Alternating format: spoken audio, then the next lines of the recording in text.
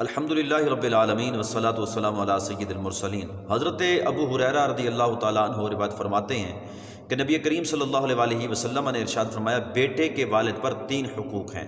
ان میں سے پہلا یہ کہ جب بچہ پیدا ہو تو اس کا خوبصورت نام رکھا جائے۔ یہاں خوبصورت نام رکھنے سے مراد اسلامی نام رکھنا ہے۔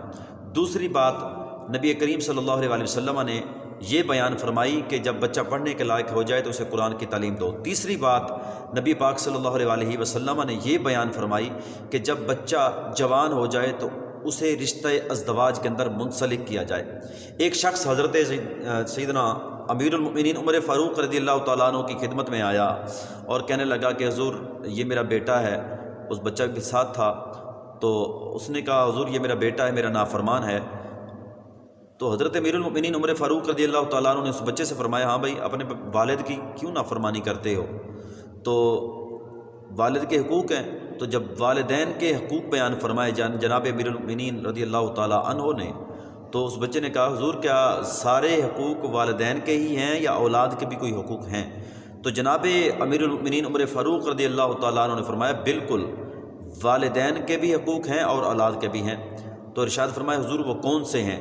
تو جناب امیر المؤمنین عمر فاروق رضی اللہ تعالیٰ عنہ آپ نے ارشاد فرمایا کہ سب سے پہلا حق یہ ہے کہ اولاد کے لیے ایک بہترین ماں کا انتخاب کیا جائے۔ دوسری بات، آپ نے ارشاد فرمایا کہ اس کا خوبصورت نام رکھا جائے۔ تیسری بات، آپ نے فرمایا کہ جب بچہ پڑھنے کے لائق ہو جائے تو اسے قرآن کی تعلیم دی جائے۔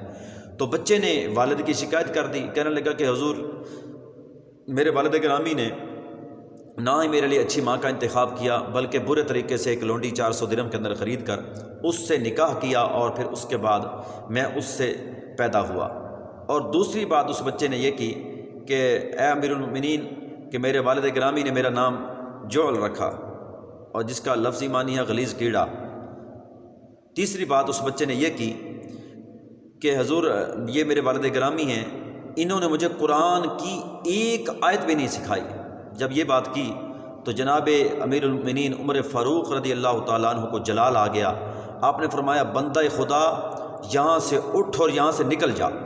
تو اس واقعے سے اور جو میں نے حدیث تلاوت کی ہے، اس حدیث سے یہ سبق ملتا ہے کہ اپنے اولاد کے لیے ہمیں کتنی تگ و دو کرنی چاہیے، کتنی کوشش کرنی چاہیے، اسلامی نام رکھیں، اور جب بچہ پڑھنے کے لائق ہو اسے قرآن کی تعلیم دیں۔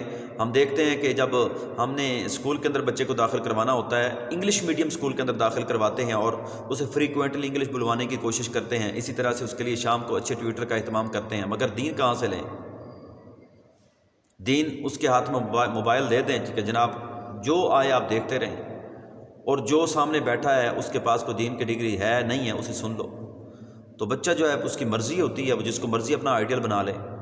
تو جس طرح دنیا کے اندر ہم دیکھتے ہیں ایک اسپیشلسٹ ہوتا ہے، ہر شعبے کا ایک اسپیشلسٹ ہوتا ہے، ہارٹ کا ایک اسپیشلسٹ ہے، سرجن ہوتا ہے، اور اسی طرح دماغ کا بھی ہوتا ہے، نیورو سرجن ہوتا ہے۔ اسی طرح دیگر جو ہیں معاملات ہیں، ہر چیز کا ایک شعبہ ہوتا ہے، دین کا بھی ایک شعبہ ہے۔ دین لیں تو کسی دیندار سے لیں، نہ ہی ٹی وی پر بیٹھے ہوئے رمضان المبارک کے اندر جو اینکر ہیں ان سے لیں، اور نہ ہی جہلم کے کسی مرزا جہلمی سے لیں، اور نہ ہی کسی اور ایسے ایرے غیرے سے دین لیں۔ دین لیں ایسے بندے سے لیں کہ جو آپ کا عقیدہ بھی ٹھیک رکھے، جو بات کو ٹھیک بیان کرے، جو قرآن و سنت کی صحیح تشریح کرے۔ اس لیے کوشش کریں کہ جہاں ہم دنیاوی اعتبار سے اولاد کی ترقی چاہتے ہیں، ہمیں دینی اعتبار سے بھی ان کے ایمان کی حفاظت کے لیے تگ و دو کرنی چاہیے، کوشش کرنی چاہیے، تاکہ ہمارے مرنے کے بعد یہ اولاد جو ہے وہ راہ راست پر رہ سکے۔